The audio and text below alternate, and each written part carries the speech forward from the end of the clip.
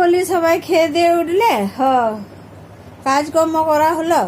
বলি হ্যাঁ দেখো সাইকোলজিতে একটা কথা থিওরি আছে বুঝলে, যে তুমি যদি যে কাজটা সবসময় করবে, মানে বারবার করবে, ওইটি তোমার অভ্যাস হয়ে যাবে বুঝলে। শুনো, অমনি একটা ছোট তোমাদেরকে আজকে একটা হাসির গল্প শোনাচ্ছি, শুনো। বলছি একটা না বাস কন্ট্রাক্টরের সঙ্গে আর একটা চা চপের দোকানের করা মেয়ার বিয়া হয়েছে বুঝলে। হ্যাঁ, বিয়া দেখো ফুলসজ্জার রাতে ফুলসজ্জার খাট ফাট সাজানো হয়েছে, দিয়ে মেয়াটি খাটে বসে আছে, আর বাস কন্ট্রাক্টরটা গেছে, দিয়ে বলছে একটু সরি বসো, আর দুজন ঢুকবে, সরাও গো এখানটা, আরো একজন ঢুকবে।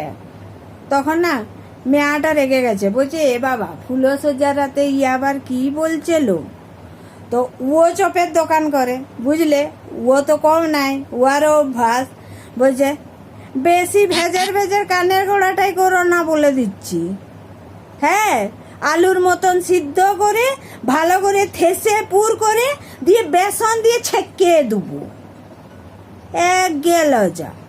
আজকে আমাদের ফুলসজ্জা, কোটা লোকে এখানটায় ঢুকাবে। হ্যাঁ, ফুলসজ্জা হবে, আরো দুটো লোক ঢুকবে, এইসব আবার কি।